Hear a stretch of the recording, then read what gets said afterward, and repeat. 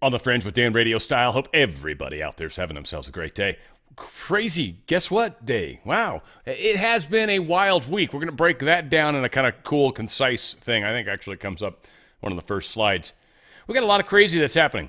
This CrowdStrike thing was a big deal. We're going to talk about it. There's some, I think a lot of people kind of jumped to conclusions and kind of made some assumptions and maybe don't fully understand. There's a couple different scenarios I can see. We'll see how this plays out. A lot of things at this moment of recording have been remedied. We're going to kind of discuss that too. So again, a lot of things going on. Got some more stuff from the fourth night of the RNC convention. I don't know if you saw Trump's speech, but it was pretty freaking awesome. We got a couple snippets. We got Hulk Hogan was there. That was pretty cool. We've got a lot of stuff. We got some Tucker Carlson stuff. Again, we're going to get into it. Also, doing REM for the music this Friday today. So this will probably get up a few hours before. All said, we got a lot going on. It's going to be fun. Excitement. All right, and wokeness. They like beautifully portrayed the week, I thought. I mean, well, going back 7 days, like, yeah, because Saturday was, I think, technically last week, but it depends how you work your calendars. All of us are a little different. And wokeness, though, did say, what a decade this week has been. Trump survives assassination attempt. J.D. Vance is nominated as Trump's VP. Dems launch a coup against Biden. Republican National Convention. Biden tests positive for COVID. And the biggest IT failure in history. And it's not over yet. I would say you're right. There's God knows what sort of extra stuff could be coming our way. But one thing that was beautifully pointed out in the BroncoComicallyIncorrect.com. Very cool. Good for him. This is an awesome picture. And for those that can't see it, I'm sorry, but it shows Trump like at the podium, and then like the hand of God kind of protecting him, right? This beautiful. And then it says, blessing America again, like on the hat, like making America blessed again, almost even. So beautiful stuff. Dan Scavino shared that. I thought it was a cool way to start the day. Let's get into the breaking news. Now, I want to start first in the, hey, who is CrowdStrike?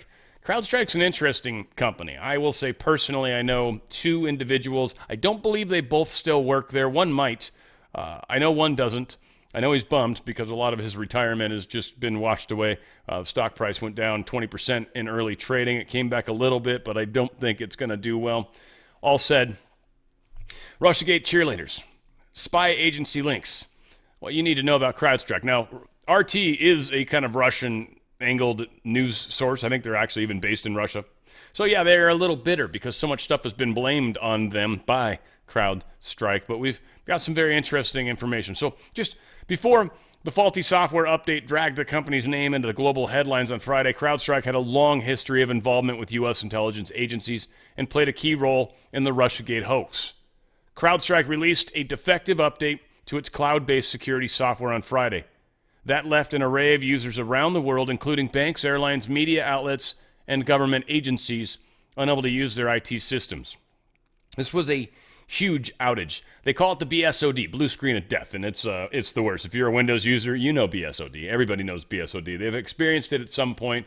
Sometimes it's a hardware failure. You get a BSOD, but that's just when it's just blue screen, and you're like, oh, what do I do? And you just hit buttons, and nothing happens. You got to unplug it, and you try again with the hope that it'll do something different this time. Sometimes it does. Sometimes it doesn't. It's Windows. It's fun. But here's a couple things. Trusted by governments. It was founded by CEO George Kurtz and former CTO Dmitry Alperovich in 2011. CrowdStrike released its flagship Falcon platform 2 years later. Falcon monitors clients' computers or servers for attacks, relays details of incoming threats to the company via a cloud-based monitoring service, and can then block or trace the attack. Among the clients listed on CrowdStrike's website are Amazon, Google, Visa, and Intel. I'll even add the company I work for, the normal job, if you will. We had it.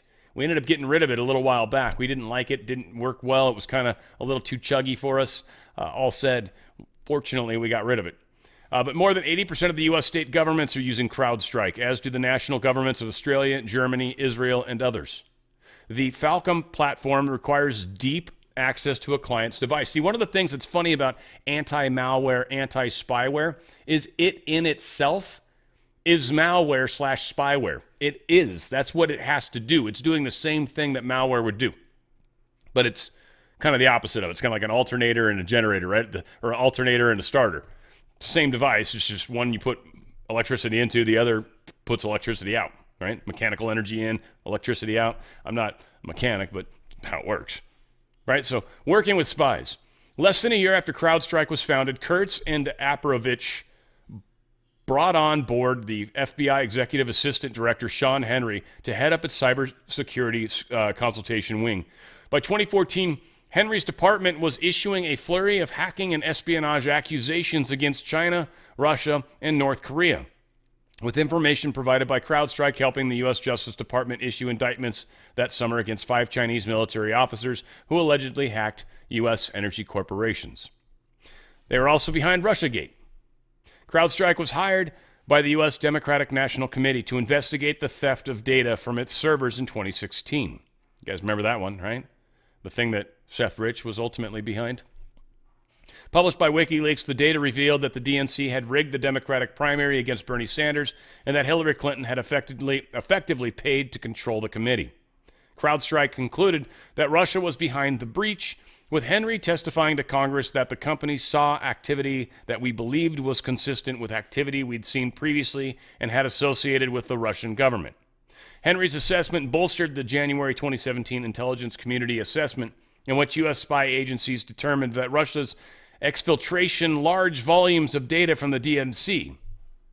They essentially exported a bunch of data. Exfiltrate means it went someplace outside even of the country, I believe, too. This document, in turn, was used to justify Special Counsel Robert Mueller's 2-year probe into alleged Russian meddling in the 2016 presidential election. However, the full transcript of Henry's testimony was not declassified until 2020. In the complete transcript, Henry told lawmakers that his company had, quote, no evidence that any files were actually exfiltrated. Circumstantial evidence and indicators that data was exfiltrated, but they had no actual evidence. WikiLeaks founder Julian Assange suggested in 2016 that a DNC staffer named Seth Rich, who died in suspicious circumstances after the apparent breach, was the source of the leak.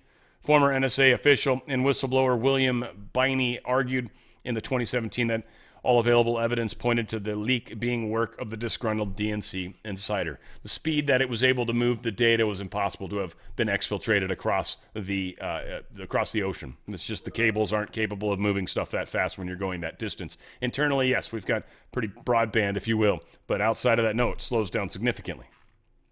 So CrowdStrike's been in a lot of very bad places. CrowdStrike, one could say, is a deep state company. Here's CrowdStrike. They posted this on their own Twitter, probably. To beat adversaries, we need the strongest team possible. Our diversity is one of our superpowers. We're proud to count so many amazing LGBT people. CrowdStrike among our ranks. You go, girls. Snappy face. So, yeah, much like Secret Service, sometimes just, hiring the right checkbox isn't necessarily the best person for the job. That's CrowdStrike for us. Global cyber outage. Cybersecurity platform CrowdStrike is down nationwide. Causing global IT problems, Microsoft crashed 9/11 outages across several U.S. states and disruptions in international airlines, banks, and media outlets. This was a big damn deal. This cost billions of dollars in lost revenue. Planes couldn't fly, just bank transactions couldn't happen. A whole lot of bad things happened. Insider paper put out, business including banks, airlines, telecommunications companies, TV and radio broadcasters, and supermarkets have been taken offline following a mass global outage. Major U.S. airlines have been grounded. Issues reported in Australia, India, and the United States and New Zealand.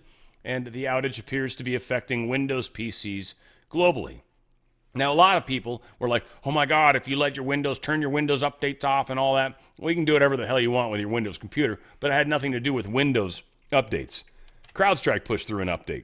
Now, something that's kind of funny about patches, especially security patches, is you test them. Always. You're supposed to. And there's a lot of people that are talking lax, maybe that their testing policies may suck. That's very possible. I think it's possible, too, that maybe, and someone's suggesting this, too, that maybe a disgruntled employee is maybe doing something intentionally. One could say they just did not test it like you're supposed to. Because a BSOD in pretty much any Windows machine They obviously didn't do their testing properly, or something got snuck in, or there was a vulnerability. And that suddenly became apparent right after this push came out. I don't necessarily think that was the case. I think they actually pushed it out a crap patch. All that said, the way they fixed it, and they're taking credit for it. Oh, we fixed the problem. No, you didn't. You guys rolled back your patch. That's all they did. And we're going to get to all this. I'm getting ahead of myself by far. But here is CrowdStrike CEO kind of panics on the air when they start asking him questions. It's interesting how this happened. According to your statement, it was a single content update that has managed to shut down air travel, credit card payment systems, banks, broadcasts, street lights, 911, emergency around the globe. Why is there not some kind of redundancy or some sort of backup? How is it that one single software bug can have such a profound and immediate impact? Well, when you look at the complexity of cybersecurity, you're always trying to stay one step ahead of the adversaries. Excuse me. Man, just 1 second, please. Oh yeah, take a drink of water. Yeah, sorry. Sure. Yeah, that's for sure happened to me before, I get you. But yeah, sometimes choking on your words is, well, an indication of other problems, one could say. Greece, their land registry targeted in cyber attack. So there's a lot of very interesting places being hacked right now. Places that are almost predominantly deep state. I think these are really, I think there's an attack on the bad guys literally happening right now. They are hitting them in all sorts of places. CrowdStrike was either they already knew about a vulnerability, or they put out a bad patch and somehow someone got in there and they jacked up that particular release. I don't know exactly. There's a few ways it could have been done. I certainly don't want to speculate. I'm sure they rolled back an update, and it seems like that's how they fixed it, because I don't think there's any way they wrote the code fast enough. I just don't. It takes time, and you got to test it, and you got to make sure, and it's just... unless it was very obvious what the problem was, which is possible. So what kind of stupid name is CrowdStrike anyway? This is what Shibatashi said. And Elon Musk, he did say, it strikes a very large crowd, which did inspire my thumbnail, I must say. It did strike a very large crowd. Elon Musk posted this. CrowdStrike, Boeing, U.S. Secret Service, Disney, Netflix, California, all woke companies, all having failures. Coincidence? Is it part of the movie and it's meant to teach you that this obviously isn't a good idea, a good way to go, because it seems like everything that's happening over there is failing? Because you're not actually hiring the proper people, you're hiring close-ish, but they're the right checkbox. I was looking for someone that was this, this, and this. I didn't really care what you were able to do work-wise, but I needed you to fit those checkboxes, and you were the only one that applied. So you get the job. You're an administrator now. Yeah, this is the kind of stuff they're doing. Massive global tech outage is finally resolved, they're saying. Here's NBC reporting on it. The latest is NBC News business and data correspondent Brian Chung. So, Brian, what happened and how quickly will things get back to normal? Yeah, well, will I make my flight later is what I'm asking. I'm not so sure about that, Katie. Things look pretty rough in Milwaukee, but I will say that the situation with the issue that led to this massive outage globally apparently was resolved according to the company where this issue began, which is called CrowdStrike. It's basically a cybersecurity vendor that tried to push an update to Windows computers earlier this morning and then led to the blue screens that you saw in the video just now. Basically, people were unable to log in, and that impacted basically any company that uses CrowdStrike to try to foolproof their own systems. So that includes airlines that are having issues in ticketing. That includes hospitals where nurses were unable to access patient records. So this is a really serious issue that impacted basically any company that had business ties to a CrowdStrike and used that to try to foolproof their systems. Now, even though that fix from CrowdStrike was allegedly fixed by the company, according to what they're saying, whether or not the companies that use CrowdStrike can kind of get things back started again, it really depends on their success rate in essentially restarting those computers. We've seen some success with some airlines domestically, so maybe you can catch your flight later on. But in some cases, I'm hearing that computers need to be rebooted on an individual basis to really get things back up and running. You can imagine, Katie, with some large companies, how long that might take. Yeah, because that. So what they're saying there, and this is funny. So you could have a server farm someplace, and literally, normally you just remote in and you reboot it remotely. Like you can do it almost always, but every once in a while, you find a problem where you actually have to go and touch the physical machine, and if they have to literally reboot server farms manually, oh, it's going to suck bad. That's going to suck bad. So yeah, this is huge concern, problem, whatever. Now, someone brought up something kind of funny. Federal program offers a new cybersecurity tool for elections. All the election software, and I remember seeing this when they were listing out all the different applications that were running. CrowdStrike was one of them. CrowdStrike runs on almost all of the election software. Something to keep in the back of your mind. I'm not saying who's doing it, using it, what, but just keep that in the back of your mind, because as CrowdStrike gets questioned through this process, we may not feel so safe with those machines, huh? Or maybe this vulnerability is used again. We'll see how it plays out. We'll see how this plays out, but that should definitely put some questions in the back of your mind if all things went according to plan. So this is out for immediate release right now, and this is kind of breaking as well. Now, it's funny how this is playing out, and I have a funny little side to this as well. Deep State's getting annihilated right now. Here's another example in a weird kind of way. Joint message to President Biden, slip. Joint message to President Biden from Representatives Jared Huffman, Mark Veazey, Chuy Garcia, and Mark Pocan. Yeah, anyway. 4 more Dems have come out against Biden. Now, people close to Biden, says New York Times, people close to Biden are saying he may accept leaving the race. He might be listening to that. Now, what I actually think this is, Biden campaign co-chair Cedric Richmond claims is absolutely false. We're going to play this first. Can you first talk to us about whether the reporting in the New York Times and in other outlets is correct that President Biden is considering stepping off of the Democratic ticket? The New York Times reporting is absolutely wrong, and it's been consistently wrong. The president has said that he is running, and it's the end of story. And so he was just out here in Nevada talking to the NAACP, and he is running his campaign along with the vice president.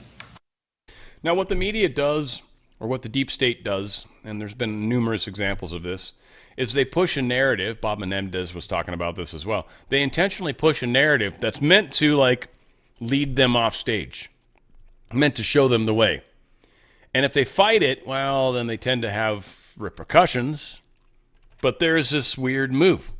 Now, we're hearing that the Biden family is starting to discuss Joe's exit plan from the race, his timing, and with carefully calculated plan, says NBC. Well, there's now an update.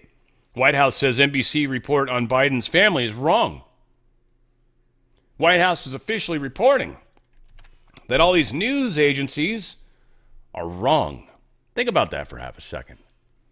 All the news agencies that we know are deep state, and we know lie and make stuff up, are now being called liars by the same people that they used to support, right? How they turn on each other, it's a beautiful thing. But when we see somebody in a team, for example, turn on themselves, that's when they are defeated. That's when they're crumbling from within. They're eating themselves. It's happened. I've seen it in sports where someone makes a mistake and then you start to beat yourself up for it, and then you make another mistake and it just reinforces itself. And you create this cascade. And a team can go through it. A person can go through it. So we're seeing it happen with a large portion of the population. And Biden here put this out. Quote from Biden. I look forward to getting, I don't know if it's from him or his people, let's be honest, but we're being told, quote from Biden, I look forward to getting back on the campaign trail next week to continue exposing the threat of Donald Trump's Project 2025, which again is made up. But anyway, continue the quote. I apologize. That's not a good way to Project 2025 agenda, end quote for a second, right? And then say the shit. That's what I should have done. Anyway, it was in the middle of a quote. It's kind of messed up. Anyway, he was saying, while making the case for my own record and the vision that I have for America, one where we save democracy, protect our rights and freedoms, and create opportunities for everyone. This is what the president's saying. Anyway, whatever the case is, he's planning on running. I probably didn't even need to read the rest of that. Continue running is what he's saying. Now, the deep state's not really going to like that at all. Deep state's got few options, right? Do we 25th Amendment now? Because we know Kamala Harris and the Bidens not getting along. Not getting along at all. We've got Obama that's come out in against Biden. We've had Schumer and Pelosi come out against Biden. We haven't seen the Clintons do it yet. Initially, Hillary was like, Biden's her man. You know, because she's the one that wears the pants in the family. Quite literally, it's always a pantsuit. She doesn't have the figure for much else, I would assume. So we've got a bit of an issue going on in the world. Something else is kind of a trip. I don't know if you guys knew this. I didn't know this. I just learned this. The S&P, all the growth they talk about, it's related to 7 mega companies. 7 mega capitalization companies, they call it. There are, what's the number? 493 stocks that on top of the 7. So there's 500 stocks in the S&P 500, okay? If you remove those 7 stocks, the top 7, and just look at the 493 of the S&P 500, it's down significantly. They're pumping money into these particular companies. Now, I guarantee you the top 7, these mega corporations, are obviously going to be the companies that, you know, Apple, ones that are all doing that DEI stuff, right? But this is where all your investment dollars go to. Think about that. Every time you put money in your 401k, it goes into a fund, and these people buy stock. Well, one of the things they're doing is buying these top 7 stocks. Apple, as an example, and some of the others. Now, some of you would be like, dude, but I'm doing really well on those 7 stocks. For sure. But you're also at the same time funding the deep state. Literally, you're giving them money in a weird kind of way. You're actually helping them. And that's where I get nervous, personally. I don't like being a part of their system. If you're in a 401k, you're tied to stocks, their crazy world, not your choices. If you're doing your own, investing, awesome, good on you. That's seriously. Every time there's a collapse, there's an opportunity to make money, always. And that's going to be the case when this comes up, when this collapse happens. Don't know when, don't know where, right? We just see the writing on the wall. It's a huge bubble. They've extended it further than it should go.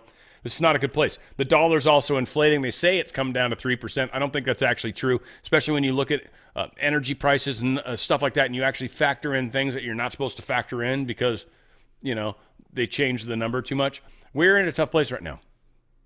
I personally don't think it's a good idea to stay in their system. I would recommend if you've got a 401k or an IRA, you can get out, and you can get out while the getting's good. In fact, the price of gold dropped today, which is kind of cool. It's under $2,400 for the first time in a little bit. This is really an epic time. Like right now is a small window. The price is coming down a bit to give everybody out there a chance. This is kind of the way I see it anyways, to give everybody a chance to get in and get the most bang for their buck. You're sitting on the highest stock prices you're probably going to see. Maybe we'll get a little bit of a snudge up, but do you want to try to perfectly time this, or do you want to get out while the getting's good? Dollar's not getting better. In fact, getting worse every month. Inflation continues up. It's not just like prices are... Anyway, one of these days we'll break that down because I saw a crazy video about how the prices of inflation show. It's relative to like the last 12 months. So if things are up 3% right now this month, it's compared to the last like 12 months or this time last year, it's up even higher. It's continuing to go up. It's not stopping. It's slowing down, but it's going up still too fast. Don't stay in their system. You're tied to their dollar. You're tied to their stock. Get out of that. You can be tied to gold, which is right now performing incredibly well. Incredibly well. It's up over 45%. Incredibly well. DRSlikesgold.com. DRSlikesgold.com. You're in their system. You can get out tax-free, penalty-free. Goldco's going to make it happen. There's many hurdles and steps. They make it easy, and they can make it quick. And it's one of the best companies you're ever going to have the privilege of working with. DRSlikesgold.com. It's that gateway. It's the portal to get you to your financial freedom. Yeah. Security and freedom are coming to your wealth, to your finances, to your life. Because you're not necessarily giving these guys the chance to manage it for you into, right? Like walking lemmings off a cliff. That's kind of what's happening. You don't have to follow everybody else. You can actually do the smart thing right now. And then once we get through this crazy foggy area, then you can go ahead and transfer your gold and silver into whatever new currency we've got. And life will be groovy. You will be 5 steps ahead of everybody else, and you will be glad that you made this choice. DRSlikesgold.com. DRSlikesgold.com. Buy some precious metals. You're sitting on a bunch of cash right now, you could qualify up to $8,000 of free silver. Free. This is the best price ever. $8,000 worth of free silver. It's sitting at around $30. It might have dropped down even. Who knows? It's come down a little bit still. It was 23 back in April. It's way up. And there's way more to go. It's just one of those, you see graphs, they go, and then they're just edging up and up. Go to DRSlikesgold.com. DRSlikesgold.com. Get out of that system, seriously, before they get out of you. And that is going to be their plan. Or is their plan. Still is. That hasn't changed, I don't think. Oops. Okay, let's try that again. There we go. Okay, so a lot of talks around Thomas Crooks. There is some interesting evidence to suggest that there may have been a shooter in the tower. We're going to share some stuff. I just want to say, I don't think Crooks is necessarily the guy that pulled off these multiple shots. I think that's impossible. That one dude, kind of getting back to like Kennedy, right? Like, it wasn't just the one dude in the book suppository. There's so many people that tried to redo especially with a lever action, I believe it was. Like, no way. No way that one dude took all those shots and even had any chance of that level of accuracy. To be able to cock your gun and then get it in a firing position, actually be accurate and do it quickly, like the speed you'd need to be able to, no way in hell. So, obviously, a lot of people realize there was multiple shooters with the Kennedy assassination. And what we're seeing is the same thing here, possibly. Now, I know there's been talk of another location where people I haven't seen any evidence come out of that yet. I've heard talk of it. That said, what we keep hearing is that Crooks was the shooter. Crooks was the assassin. Crooks. And that's what they did with Oswald. And likely, Crooks won't survive this. Well, he's dead, duh. But same thing, right? Dead people don't tell no lies. So Thomas Crooks researched Ethan Crumley and watched live stream of Trump just before trying to kill him. They're coming up with all this really weird, random stuff. He was looking at images of Trump. It's just weird. They're putting a lot of focus trying to get everybody to believe this guy had a motive. And they're coming up with some very weirdly creative things to suggest that that was the case. Now, here's Tucker Carlson talking about the moment Trump was shot. And I feel like this is kind of relevant. This didn't really belong here. We'll get to that, but it's down here in Cheeto land, I think. Whatever. He researched school shooters. They're just... And again, I'm not saying he didn't... I think he took shots. I think it's MK Ultra, 100%, or whatever they call it now. But this is an MK Ultra situation. They programmed this dude. This dude was the patsy. He was the patsy. He was the one that we're all supposed to focus on. And what is interesting to me is this potential water tower thing, 1. 2, that would have been an opportune place to put a good guy as well. You always take the high ground. If you're a sniper, you want the high ground, and that water tower was in reasonable range. It would have been a great location. I know if they're literally worried about sloped roofs and that's not some sort of bullshit they're feeding us, that would have been dangerous up there.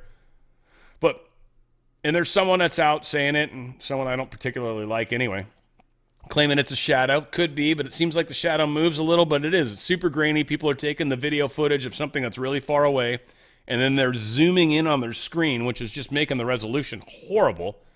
So there's no real good evidence of anything right now, other than Crooks, right? So maybe Crooks did all this. Maybe he did. I'm saying that, but when you think of Kennedy and you think of the way they played a lot of things, we'll see. And again, that should have been over here with Cheeto Land. We'll just put it over here just to remind us when we get there. But kind of leading into that, here's Tucker Carlson. He did 2 really good bits here where he talks about the moment Trump was shot and what this did for the country. Tucker did a really, really good speech. I actually downloaded it. I haven't listened. It's 12, 11 minutes, whatever. I watched a lot of last night's RNC. It was, with the last part, once Trump came out. It was amazing. It was actually really, really good. It's so uniting, and this is, a lot of people are saying, there's this new weird energy. Again, we'll get to it. I'm so far ahead of myself. I don't know why. But here's Tucker Carlson let's get back to where we were. Let's take a couple steps back there, Dan. Here's Tucker Carlson, the moment Trump was shot. I watched the video of what happened in Butler, Pennsylvania about 50 times. I think I was one of about 8 billion people around the world who watched it. And the more I watched it, the more it struck me that everything was different after that moment. Everything. And this convention is different. The nation is different. The world is different. Donald Trump is different. When he stood up after being shot in the face, bloodied, and put his hand up, I thought at that moment, that was a transformation. This was no longer a man. Well, I think it was divine intervention. But the effect that it had on Donald Trump, he was no longer just a political party's nominee or a former president or a future president. This was the leader of a nation. And I think there's a difference. I've spent most of my life in Washington where the president is at the top of the pyramid, everyone wants to be the president.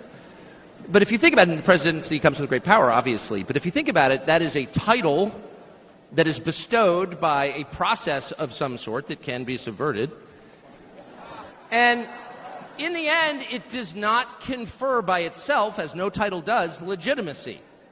Just because you call yourself the president doesn't mean that much inherently. I can call my dog the CEO of Hewlett-Packard. It doesn't mean she is. No, it's true. And you hate to say it, but it is also true, as a fact, that you could take, a mannequin, a dead person, and make him president. No, you could. You could. I'm just saying theoretically possible. With enough cheating, that could happen. But being a leader is very different. It's not a title. It's organic. You can't name someone a leader. A leader is the bravest man. That's who the leader is.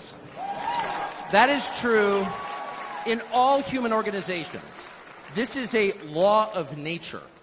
And in that moment, Donald Trump, months before the presidential election, became the leader of this nation. I thought it was a pretty powerful speech. We've also got Tucker talking about former president turned down the most obvious opportunity in politics to inflame the situation. He's 100% right. Trump could have played this differently. He changed his entire speech for Thursday because of how these things have played out. Well, his entire speech for the week, even for that matter. Tucker Carlson is right. He could have inflamed it. Is that he turned down the most obvious opportunity in politics to inflame the nation after being shot. To inflame the nation, which is an opportunity that almost every other politician I've ever met, and certainly his opponents, would have taken instantly. And they would have said, well, what is this? How did he get shot? How did this happen? And those are real questions that we have to get to the bottom of. But in the moments, the days, the week after the shooting, he did not say that. He did his best to bring the country together. And I thought, this is the divisive figure? This is the irresponsible person? No. This is the most responsible, unifying behavior of a leader I think I've ever seen. So Tucker, of course, is on fire. We've got to love that. And it's pushing where we're at with this big picture right now. He is making a very big statement about how Trump could have played this differently, how we could be using the same rhetoric that the deep state keeps using against us, yet we don't. They want to claim that we're all the bad people. I get that. But maybe it's not quite like that, right? That's supposed to remind me. We're talking about Crooks. Whether he's not the shooter, is the shooter, right? I'm not going to get lost in that because, again, it's like the same thing to me with JFK. I know JFK was assassinated for sure, and I'm pretty sure the CIA was behind it, or them and others. Who exactly killed it or killed him? To me, that's the thing. I don't need to get to that level. A lot of people do. I think a lot of people are like, I want to know exactly who pulled the trigger and who got the shot. I get it, and I totally get it. But there's enough evidence and suggestion that there was something larger at work, that this dude was a patsy. And who did it, where he exactly was, I don't know. I don't know. It's too hard to tell. It's impossible to tell for that matter. Can't really get any good footage. Here's Jesse Waters talking about some of the crazy weirdness with how this whole assassination is playing out. And here's the thing. They can't control the information like they used to. We're burying them, by the way. But there's a lot of people that are pissed off that Kimberly Cheadle's running. Jesse talks about this. Could you imagine after the attempt on Reagan's life or the JFK assassination, senators trying to get answers from the director and the director running away? Why don't you just say, hey, senators, I'll go find a room. Yeah. Take your phones off, tell the aides to scram. I'll give you 30 minutes. Ask me whatever you want. Yeah. And now she's hightailing it out of there like she's guilty. And maybe she is guilty. Greg, we're hearing from whistleblowers now. Mm-hmm. They had a conference call a couple days before this event because Jill Biden had an event in Pittsburgh. Kamala had an event in Philly. So the Commonwealth was just stretched. And they said all of the Secret Service agents were tied up in NATO in Washington. So the guy was saying on the call, we don't have enough resources to cover Trump, and they still went along with it. And now this guy stashed his gun, but they didn't do any sort of security sweep around the perimeter to find anything there beforehand. And what car did he drive? First, they said he took his Hyundai. Then they said they pulled some van out of there that was his. And now they said he rode a bike there. Everything keeps changing. We just saw video of an FBI agent scrubbing the rooftop. That's not the job of the FBI. They're never the ones there to clean up crime scenes. Bongino reported that he has a source inside the service that they were actually supposed to have a counter sniper team on the roof, but the guy played hooky that day, never showed. Oh, dear. And hooky, I don't know. That might be a little bit, I don't know. It might be true. And maybe he knows, he's hinting, it's a powerful word to say he played hooky. Don't know. He might have just didn't show or whatever, but yeah. It's always interesting. It's like I forget which executive it was, but the one day he showed up every work today and he went to the top of his building, one of the Twin Towers, and he had breakfast at the top and read his paper like he did this every day, except 9/11. His wife gave him an appointment for a doctor. Sorry, can't do it today, coincidentally. It's always like that. It's how it always is. Congressman Mike Waltz says, according to FBI briefing, the Trump shooter had 3 encrypted accounts overseas. Like, I don't know, this dude seems weirdly connected for a 20-year-old kid that's kind of, I don't know, there's just a lot of weird stuff that they're telling us is true. I don't know if it's true. I doubt it's true. I find it very strange. Like, what, this kid's connected? Granted, these are accounts, maybe Telegram, maybe, like, these are accounts that have, like they're saying, servers in other countries, not American companies. So, again, Rumble would technically be in Canada. What the hell is Telegram would be, Russia, I think it is. So obviously some of these things aren't where we think they are, but whatever the case is, this is an interesting point he makes. I mean, I just talked to one of the agents a few hours ago. I talked to some Sunday. The agents are pissed. They're frustrated. They've repeatedly asked for resources. Donald Trump isn't your normal average former president. He's not Jimmy Carter sitting in the old folks' home. And, oh, by the way, some other things are coming out, like the shooter had 3 encrypted accounts overseas.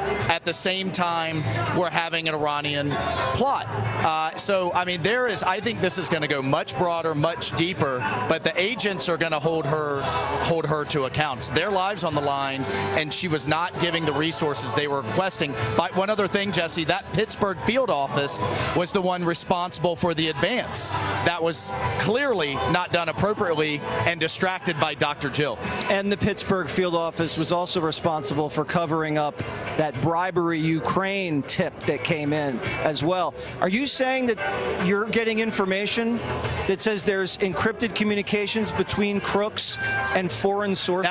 What we know, and this was on the briefing we just received, he had 3 encrypted overseas accounts the FBI is trying to get into. What do you mean by overseas accounts? Well, we know that they were based in servers overseas, and so you've got to work over there with the FBI liaisons overseas to start getting into them through their authorities. Do you believe this attempt on the former president's life has some sort of foreign nexus? Well, we know the Iranians have been trying for years, not only him, but everybody, Pompeo and others, involved in the Soleimani strike. And we also know, it's finally come out, many of us have been fighting this for years, that they pulled National Security Advisor O'Brien's detail completely away. He's had to go to his own private security and local law enforcement. So there is all kinds of issues here And we're going to get to the bottom of it starting on Monday. Yeah, I'm She just comes not before the so House. sure I believe everything that I'm being told about what's inside his phone yet. I just don't trust the people doing this investigation. I'm the same way. It's really weird. Like, it's almost meant, like, it just feels like it's a distraction.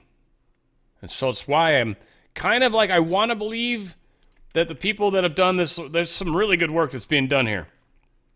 I want to share some stuff that suggests that the shots may have come, or extra shots might have come from elsewhere. I don't know for sure any of this, okay? And I'm not going to come out and I'm not going to try to prove all of this. What I am trying to do is bring information forward so you all can kind of do your best to look at it too. Do your own digging as well. But this is kind of some weird stuff. So here's a couple good pieces of work. Cheers, my friend Coffee. Audio forensics proved that there were 2 long-range attempts on Trump.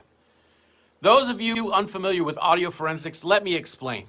A supersonic round has 3 audio signatures: the sound of the shot being fired, the sound of the round breaking the sound barrier, and the sound of the round striking an object. If you load the audio file into an audio editor, you can see the waveforms on a timeline that will show decibel levels, frequencies, and peaks. For our purposes, we want to focus on the peaks between the shot being fired and the round breaking the sound barrier. The time between those 2 events will tell you how far away the shot was from the person hearing it. In this case, it's the microphone on Trump's podium. There are 2 ways you can use audio analysis to measure how close or far a shot was being fired from. Number 1, the number of decibels or sound levels. The closer the shot was to the one hearing it, the higher the level will show on the meters. The lower the meter, the farther away it was. 2, the distance between the sound of the shot and the sound of the round breaking the sound barrier. The wider the distance, the farther away it was. In the case of Trump, the whole firing event took up less than 6 seconds. There were 2 distinct volleys. The first shot struck Trump in the ear. The second and third missed. There was a pause where the crowd reacts to what had just happened. Then the second volley happens.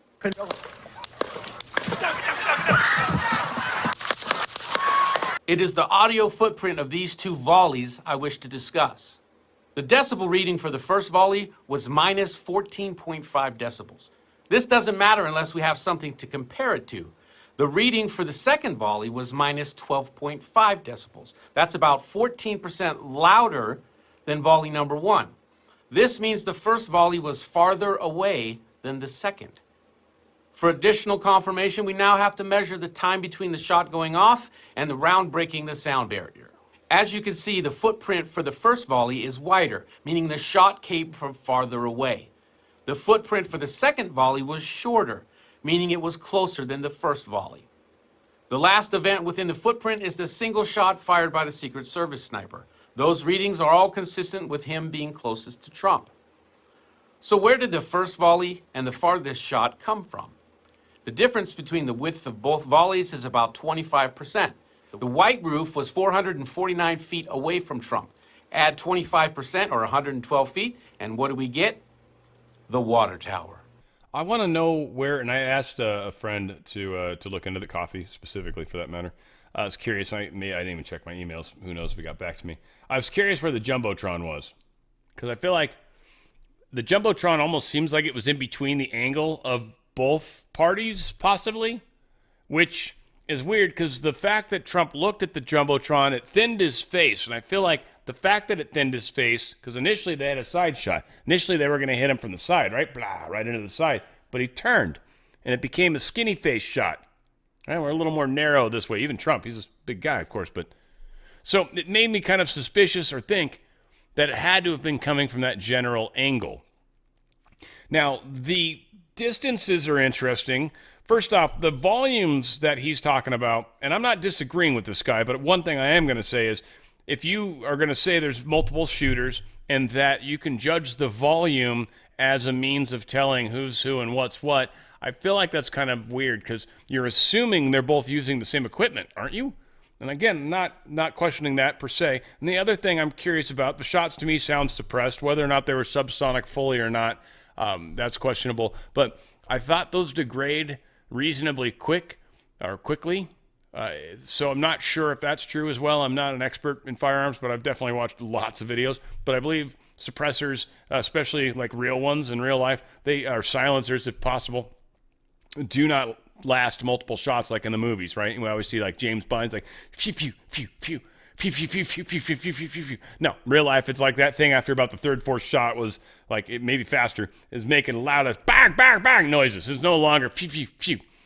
So I hear there's some questions around a lot of the stuff. All said, again, there's a lot to take in. I don't know, and nobody really knows, but we're all trying to figure it out.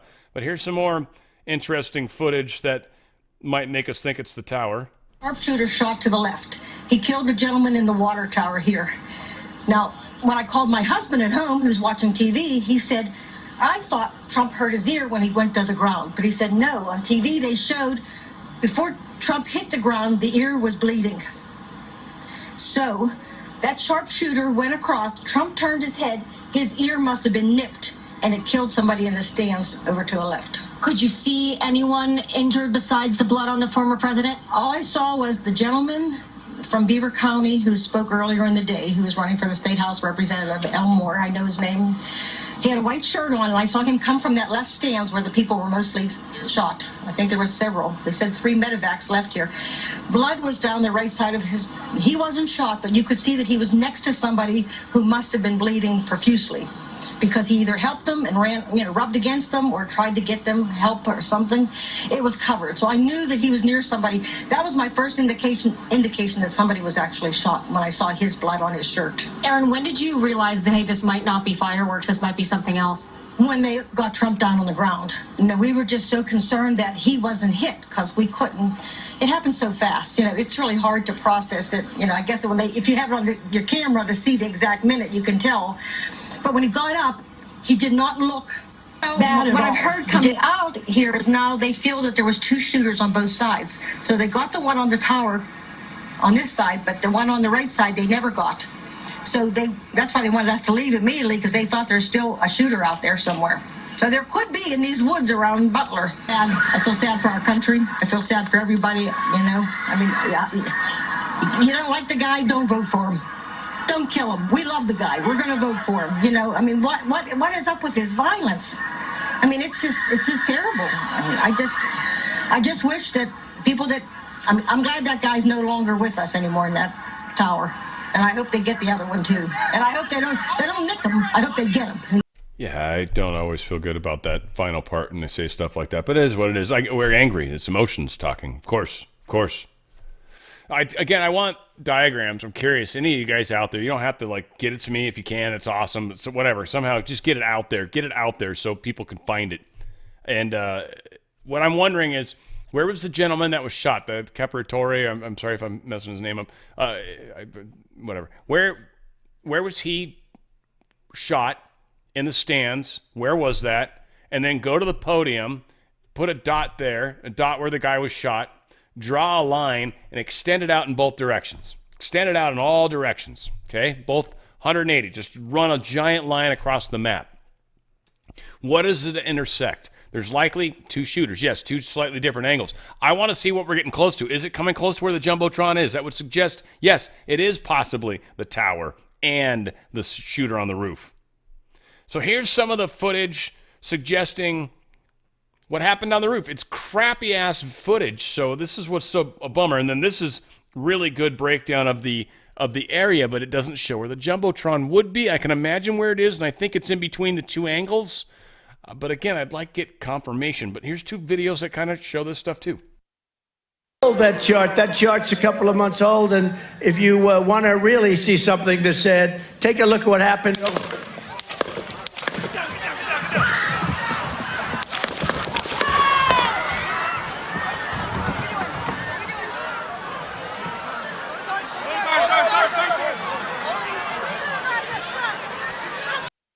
Again, it's hard to tell if that is a shadow. Somebody suggested that. It's very possible. I assume it would prove the sun's over here somewhere, right off to the left or whatever. So possible, highly grainy video, maybe, but I swear, I've watched this a bunch of times. I swear it seems like there's some movement, but I can't tell if it's just a crap-ass pixelation on the video. Can't tell. That's where I'm at with it. Whatever. Don't know for sure. It's definitely not confirming anything, but it would be an epic shot in place. And here's where you can kind of really see that played out. Check All this right, out. everybody, welcome back. I have some weird information to share with you right now. And of course, this is all pure speculation. I have no solid proof of this, but this is some incredible information I've come across. And we are looking at Butler Farm Show. Obviously, many of you know this area now as the site of the attempted assassination of Donald Trump. This is absolutely crazy. And I know many of you know this area already, but just to clarify, Trump was about right here on stage. The first sniper team was set up right about here. The second was apparently set up back here, and the shooter was right about here. Now, there's something I need you to notice, and for those of you that are into gematria and the numbers of a lot of these events, this is going to blow your mind. So, many people talking about either multiple shooters or this person being a patsy and not shooting at all. Take a look at what's just outside this building. We're looking at a water tower that has a perfect angle if somebody were up here to have a shot at Trump. Take a look at this angle right here. This would actually make a lot more sense than somebody being on the roof, even though it seems based on public video there was in fact someone up there and possibly firing. But as far as the multiple shooter theory, which many people heard, there were bullets coming from other directions. This water tower would be the #1 spot I would pick, or I think any sort of military expert would pick as a site to put a gunman if they were going to try to pull this off. Now, that's not all I got. Wait till you see how this relates to gematria. Wait until you see this. When you type in water tower, you get an ordinal number of 148 and also the 49 in reduction. Look what happens when you type in Donald J. Trump. Unbelievable. The same exact number, ordinal and reduction are the exact same. And again, for those of you that follow gematria, you know how significant this is. So for everyone trying to say that this may have been an error on the Secret Service and they somehow missed this area, I find that impossible. There is a water tower literally right here that would have been one of my #1 spots to have covered. And if this was covered, that means all of these buildings would have been covered. Something very weird has taken place here, and it is not what they're telling you. It absolutely can't be. It's impossible. But we have to say these are all theories, or else our opinions and our free speech get removed off certain platforms. It's a crazy world we live in when our own eyes are showing us things that are not being told to us by the people that we're supposed to trust, but most don't, the mainstream media. My friends, there's a lot more to this than meets the eye, and I think over the next couple months, things are going to be exposed in a very, very massive way. But tell me what you think. Once you look at this water tower in a 3D mode, there is no better shot to take than being on this water tower. You are high enough to where no one's really going to see you if you're on this back end of this curved structure, kind of like how this guy was hiding on the back pitch of this roof here. But I don't know. This would have been my spot right here. All right, everybody, let me know your thoughts. I'll talk to you all soon. Bye-bye. But I get it. A lot of people run with it, and that's cool. Got no qualms. But he brings up a lot of points. Does show the layout. And again, I think the Jumbotron was in between the angles, right? Like from where the shooter on the roof was versus the guy on the maybe tower, maybe. If you look at the angle coming up the stage, draw a line from both of those locations, I think in between that was where the Jumbotron was, which would have, either way, would have been perfect for him turning towards the general violence and protecting himself, which was, thank God. I guess zooming clearly, there was someone up there, not a shadow. This is the one I think I watched multiple times. We'll just give this a moment just for the heck of it. Oh, cool. There's no noise. That chart's a couple of months old, and if you want to that chart's a couple of months old, and if you want to really see something that's said, take a look. That chart's a couple of months old, and if you want to really see something that's said, take a look at what happened.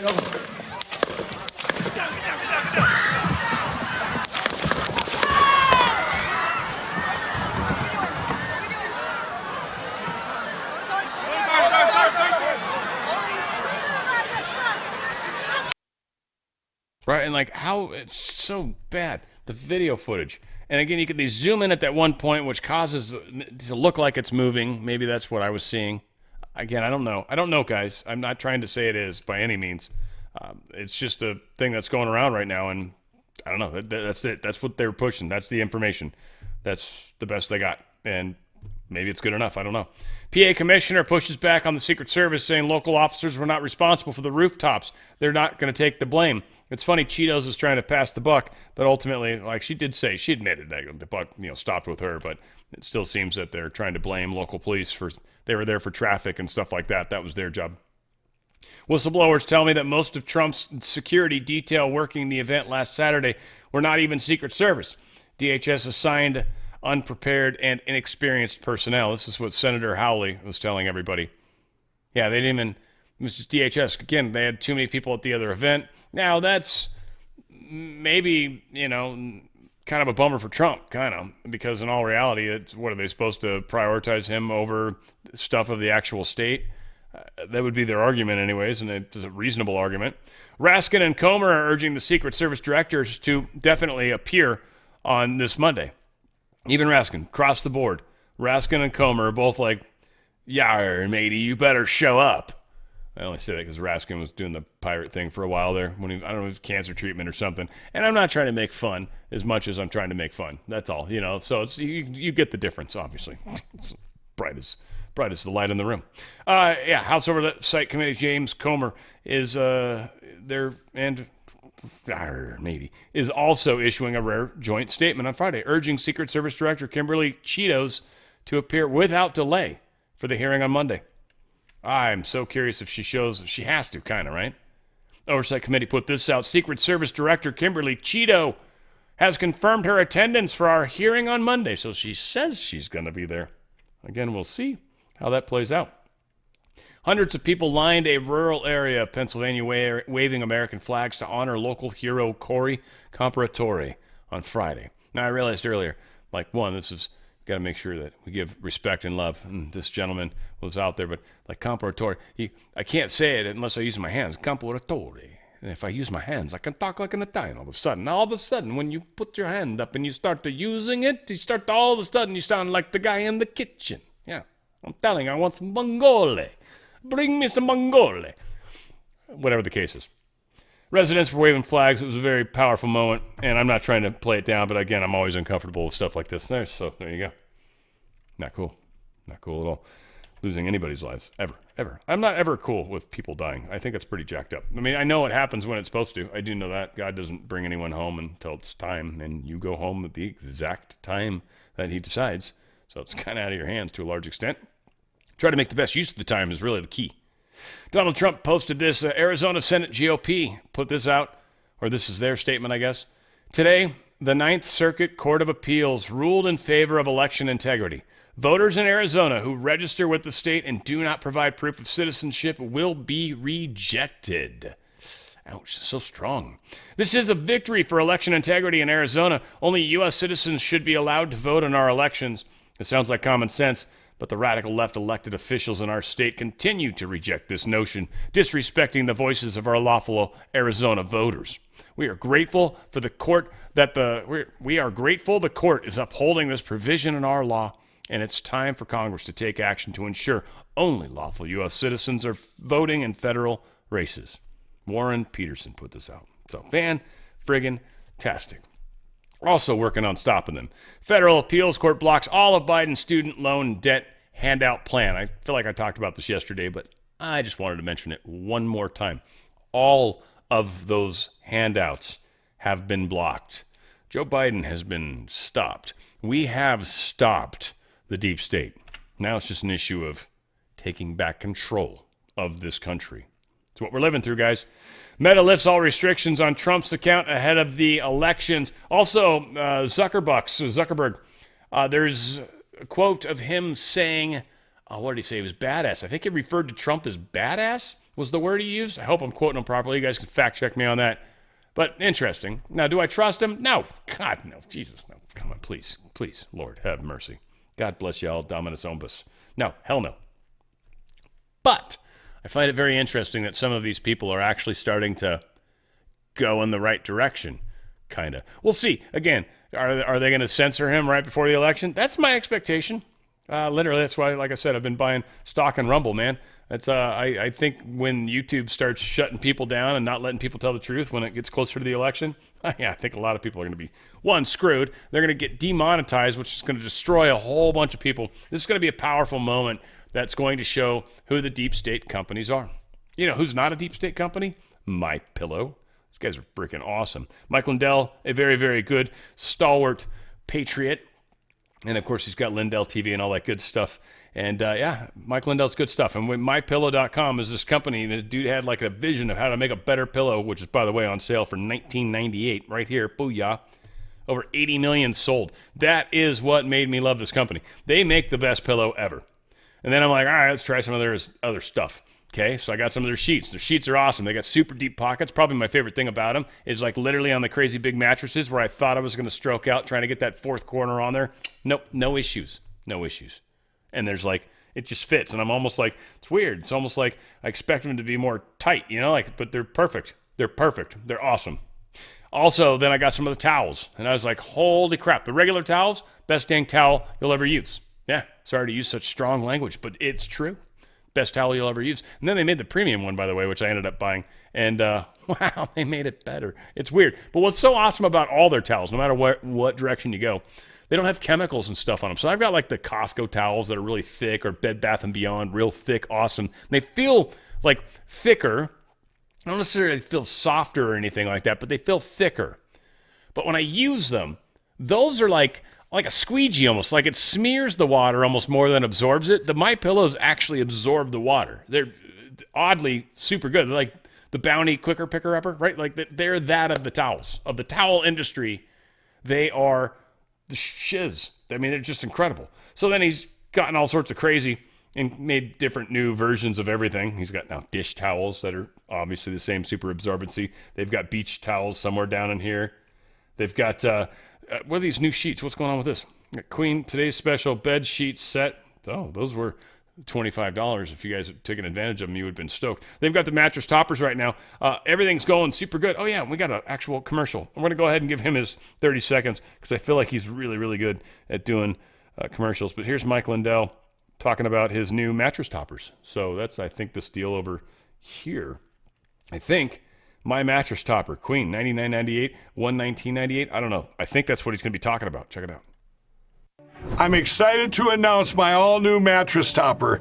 In the times we're in, I wanted to bring you the best affordable mattress topper ever. So I took my two best technologies and combined them to make the ultimate mattress topper. And now you can get it for as low as $69.98. Queen size, only $99.98. It all starts with my famous MyPillow foam that provides you that overall full body support. Second is the individual comfort supports that give you an amazing custom sleep experience. It's like it's made specifically for you. The queen size alone has over 14,000 comfort supports. This is the perfect mattress topper to improve any bed. New bed, old bed, your guest beds. Get them for every bedroom in your house. Go to mypillow.com or call the number on your screen. Use your promo code to get the all-new My Mattress Topper for as low as $69.98. Queen size, only $99.98. Don't delay, order today. Yeah, that's right. Don't delay. Order today. Sorry, I had to get out of the way. My big, fat, stupid head was in the way. MyPillow.com. Yeah, so Mike Lindell's, they're even cheaper, folks, than what he's got on the site right now, which is even better. That's what happens when you use the coupon code. What's all this nonsense? Yes, when you use the coupon code, booyah, even cheaper. They're knocking like an extra $30. Use coupon code OTF. Go to mypillow.com/OTF. Take advantage of the amazing savings on the amazing products that they've got. I love these guys. It's incredible. mypillow.com/OTF. mypillow.com/OTF. Get the best night of sleep you've ever had. I like how I just make up slogans for other companies. I'm pretty sure it's probably illegal in some weird, strange way, but at least I'm being kind. Breaking 911. Justin, President Trump tells Fox News his RNC speech will not include the word Biden. If you watched it last night, he said the word once. And then he said, I'm never going to say it again. That's extraordinarily big deal. That's a big, big, big deal because he knows he's not running against Biden anymore, anyways, or maybe never was, but he's no longer going to use the word Biden. So at least, and also I guess this is part of the benefit, at least his rhetoric is not aimed at someone. So I think that's his, like, hey, guys, here's how to play the game properly if you want to try to play it properly. Otherwise, stop putting me in the crosshairs, me in the bullseye. Oh, good Lord. CNN's Phil Mattingly echoed Van Jones's earlier statement that there's something about the energy of this RNC. It captured many. This was oddly powerful in the big picture. But here's them, CNN, talking about it. Fox, Phil, what do you think? You know, I'm actually going to bounce off what was just said about the 2008 convention. I've talked to several delegates, including one just about 3 people away from me, have asked me, when was the last convention or how many conventions have I been to, and have I ever seen one as energized as this? And I think the only one that is a close analog for me, at least, was 2008, and at least from a Republican convention perspective, maybe 2004, but this is something that I just haven't seen in several cycles, and the delegates keep saying the same thing, delegates that have been here for cycle after cycle, convention after convention, that the energy level is just different, and it's not happening in isolation. Obviously, guys, they've been building to this moment throughout the course of this week, and the next group of speakers, as Scott Jennings so eloquently and energetically identified, particularly with Hulk Hogan coming up, are part of that build to the biggest moment of the night with the former president giving his 3rd convention speech. But I think it just underscores right now that, yes, the unity is there. Yes, the reality of this moment in terms of the energy is very real. But also what's going to set this place on fire, and that's literally what a delegate told me just a little bit ago, is that family box right behind me. You'll notice that there are still senators up there, but there are several seats that are now empty. The former president left about an hour ago. He's obviously going to be speaking tonight, but everybody's waiting for those seats to be filled by Trump family members. We have seen Eric Trump. We have seen Don Jr. But tonight, we will see Melania Trump for the first time. We're expecting to see Ivanka Trump for the first time. Guys, the family, always so central, will once again be center stage in just a matter of moments, Jake. That was so good. It was really, really good. I got to be honest. I got some of the highlights. Here's First Lady Melania walking in. There's a little, I'm going to see if I can jump ahead a little bit. When she comes in, though, man, she lights the room up. What a beautiful woman. And obviously on the inside, too. She just radiates gorgeousness. Anyway, I was impressed. Ladies and gentlemen, the next.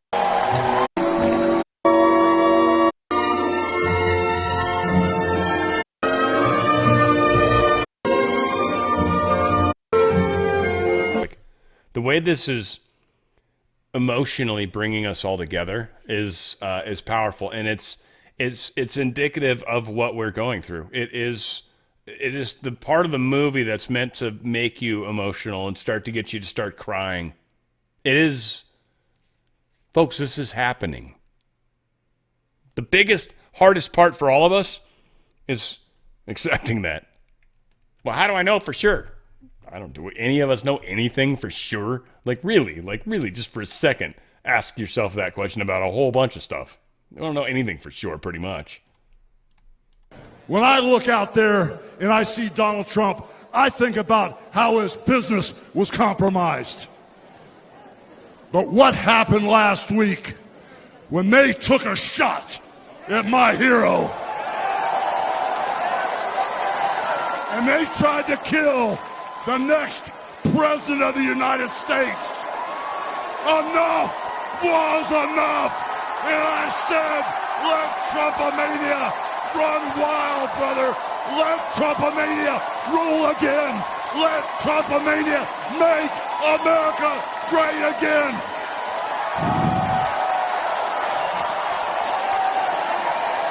Now, I'm going to be honest. I was kind of back when I was into wrestling, Randy Savage and Andre the Giant and all some cool stuff, right?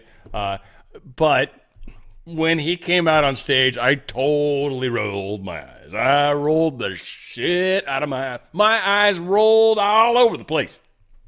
I was like, hell no, there's no way that you're bringing out Hulk Hogan. It was awesome. It was a great speech. It was surprisingly good. You guys, if you haven't watched this convention, yeah, you're bummed. And if you did watch it, well, I'm sorry you're having to watch it again. Here was Dana White. He said some powerful stuff. Again, the whole speech was awesome, but there's good snippets that people found. Appreciate them. I know President Trump is a fighter. I've been saying this since 2015. Now look at what's happened over the last 10 years. We have all seen it with our own eyes. I'm in the tough guy business. And this man is the toughest, most resilient human being that I have ever met in my life. The higher the stakes, the harder he fights, and this guy never, ever gives up. I kind of what he says is beautiful. It showed JD Vance's wife, and I had a speech somewhere that I saw. Maybe I share it, maybe I don't. But she just, poor thing, just seems, I don't know. It's just the way she comes across. Doesn't seem like she's sure what to do. I feel so bad. She's a brilliant lady, and yeah, beautiful too, for that matter. Gorgeous, in fact. Eric Trump says some amazing stuff, and he's right. Talks about the swamp being scared of his dad. He's right. It'd be cool to have a dad like that. Like, everyone's like, my dad can beat up your dad. I don't know, Donald Trump could probably beat your dad's ass. He got shot, and he's still okay. And I saw him throw a chair over somebody in a wrestling thing. I'm sure that was totally real. Anyway, here's Eric Trump. My father has been persecuted, targeted by far-left Democrats, funded by special interest groups, and hand-picked judges. My father has been pulled off the ballots of states, radical justices attempting to defy the will of millions of Americans who adore who he is and what he stands for. My father even became the target of an assassin who almost killed America's single greatest hope for our future. The swamp is terrified of this incredible movement. They're terrified of it. They're terrified of you and the tens of millions of people watching us on TV right now. They've tried everything to keep him from you, everything, to destroy his legacy, to destroy his family. They have failed, and they will not win. Eric really stepped up the most, I think. Like, I don't know. Like, Don's been out there a lot. Don is like, I don't mean this disrespectfully, but it's like he's like the Hunter Biden of the family, kind of. I don't mean it in the bad way, but I feel like he's the one that's kind of out there. He's like really like gets in front of the camera. Like, I don't know. That was a really bad analogy, but kind of.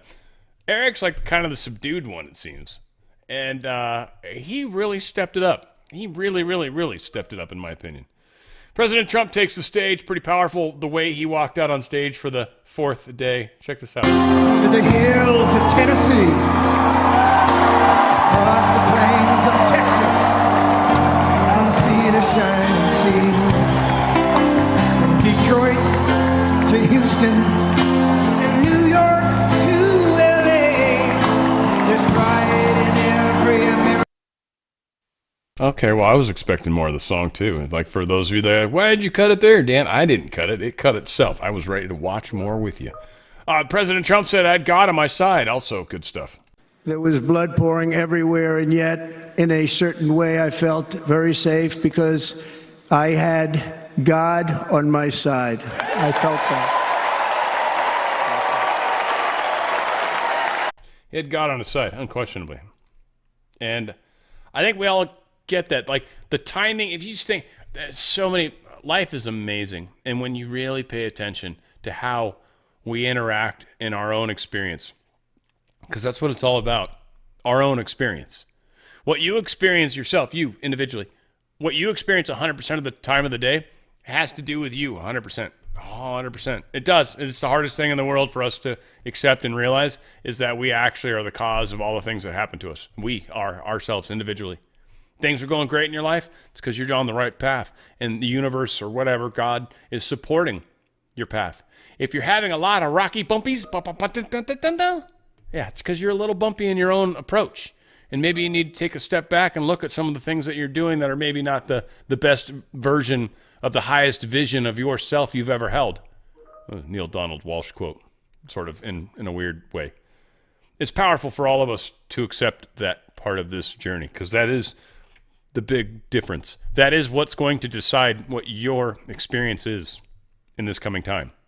It's going to be 100% based on your output. What you're putting out into the world is what's going to come back on you.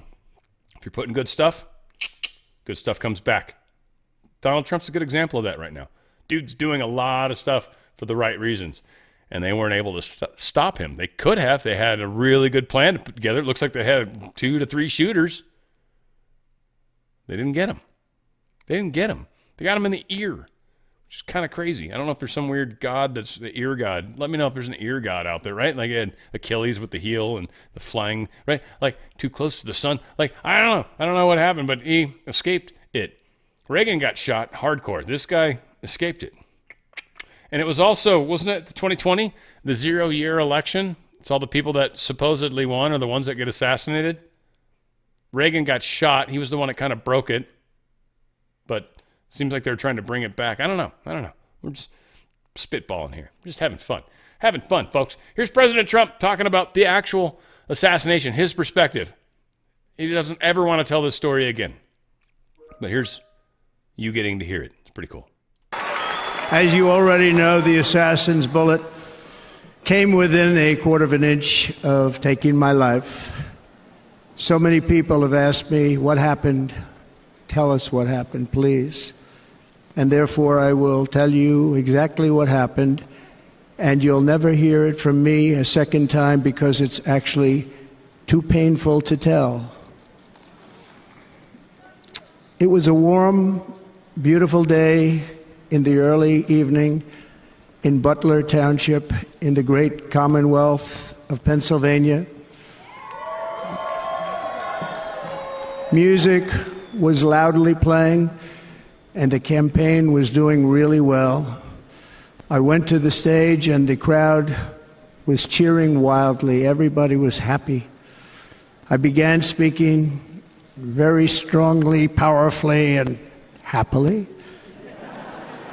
because I was discussing the great job my administration did on immigration at the southern border. We were very proud of it.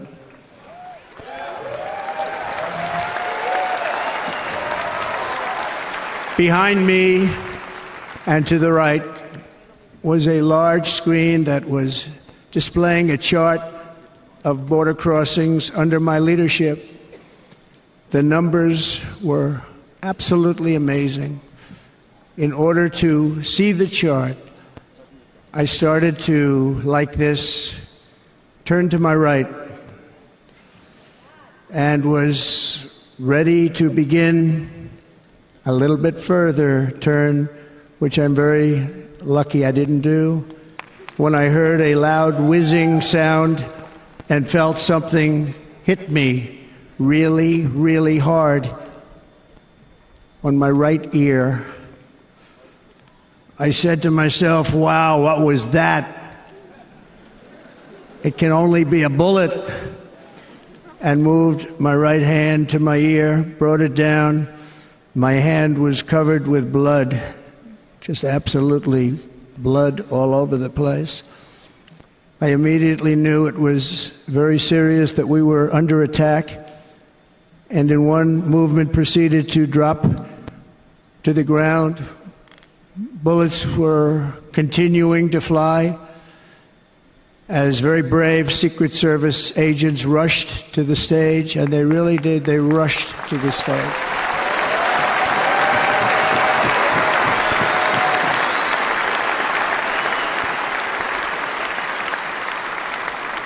These are great people, at great risk, I will tell you, and pounced on top of me so that I would be protected. There was blood pouring everywhere, and yet, in a certain way, I felt very safe because I had God on my side. I felt that. Moments like these in life are, life-changing. It changed Trump. It changed the energy of this entire thing. Him getting assassinated, quote unquote, before the convention, I think changed everything. I think it changed Trump. I think it made it less about Trump and his name. I don't mean that in any sort of bad way, but I think it shifted it inside of his heart in a way where ego became far less involved than it was. And I don't mean that, again, in a disrespectful way, but I think ego's part of Trump's thing, you know. I think this was a transformation. I think it was supposed to be something, the deep state, but that timeline didn't play out the way they thought. And what it ended up becoming was a transition for Trump and allowed this movement to catch fire. Trump walks to Corey Comparatore's uniform and kisses his helmet.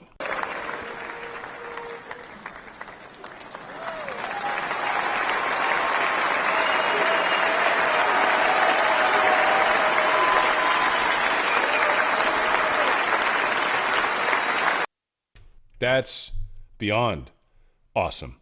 Biden doesn't call people. Biden doesn't care. Deep state doesn't care. They don't know how to. Trump does. Trump, the attacker in Pennsylvania, wanted to stop our movement. Ain't happening. We have to make the most of every day for the people and for the country that we love. The attacker in Pennsylvania wanted to stop our movement, but the truth is the movement has never been about me. It has always been about you. It's your movement. It's the biggest movement in the history of our country by far. Can't be stopped. It can't be stopped. It has always been about the hardworking, patriotic citizens of America. For too long, our nation has settled for too little. We settled for too little. We've given everything to other nations, to other people.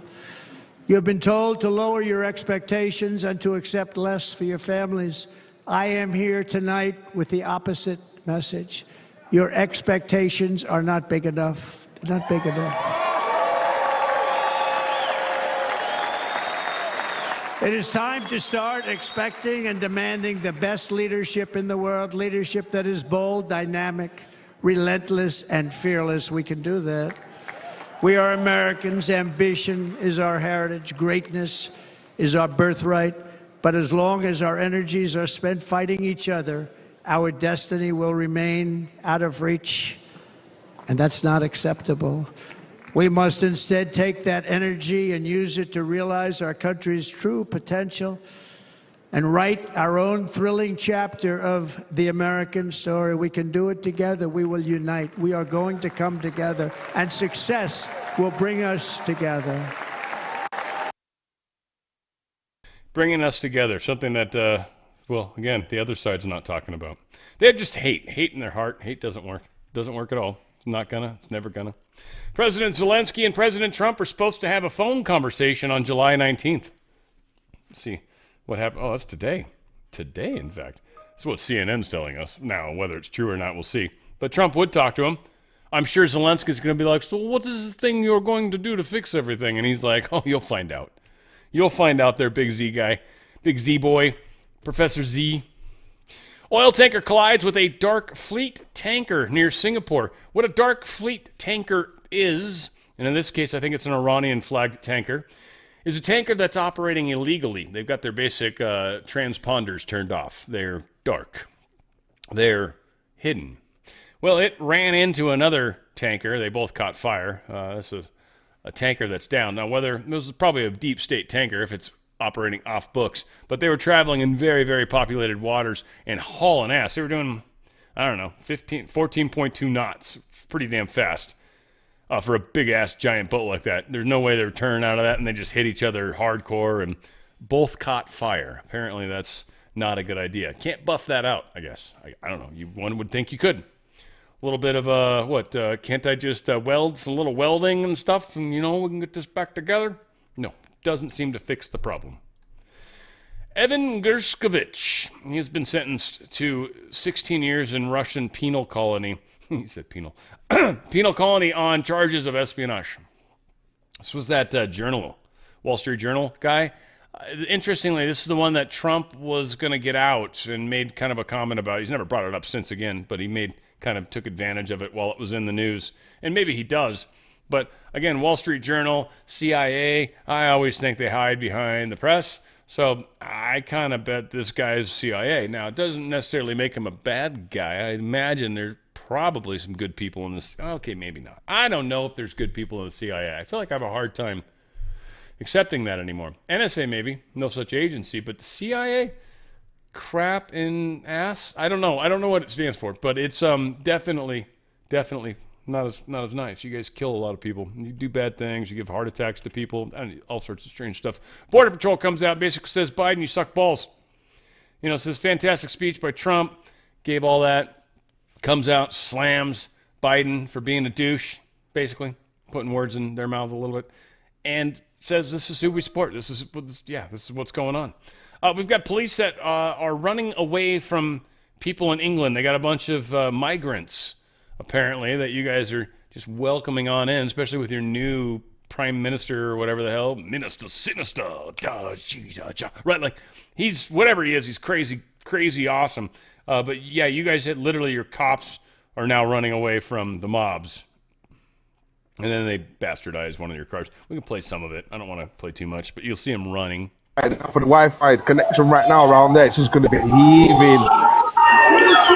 Police are going. Police is going. Amy Chelsea say reform. Look. They also found police. They're chucking glass at me. Look at them running. Get closer. Now, let's be honest. That was a giant crowd. But yeah, then they beat up on the cop car. It's like a Prius, isn't it? You guys use Priuses or some shit out there? What is that? That's not even an intimidating cop car in any way, shape, or form. You got to be able to slam somebody down onto the hood and not actually break the car. That's just rule number one. But yeah, I don't know. I'm going to say this. Look, their facial expressions of these migrants, I can tell there's anger. I can tell. Don't know what's going on with the British people. They seem maybe scared. Maybe they're not even like, they're like, no, I'm like furious. I'm so frightened of my life right now. I think they're going to kill me. I am about to panic. It is unreal how angry I am and scared at the same time. Right? You can see it on my face. No, I can't at all. Makes no sense.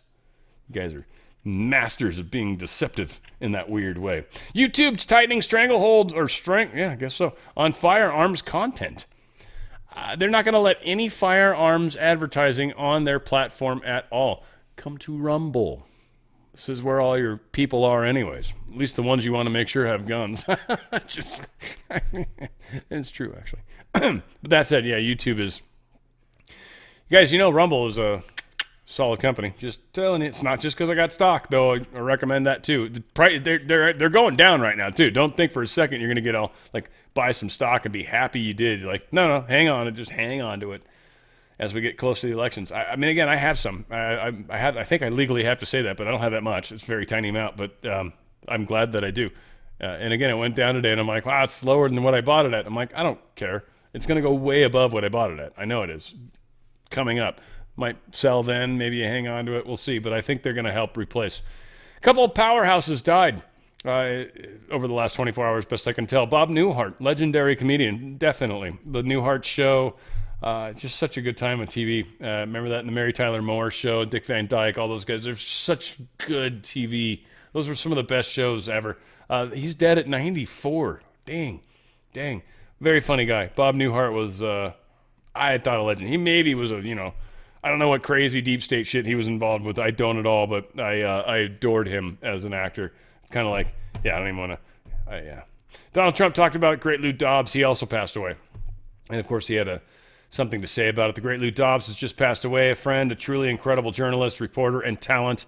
He understood the world and what was happening better than others. Lou was unique in so many ways and loved our country. Our warmest condolences to his wonderful wife, Debbie, and family.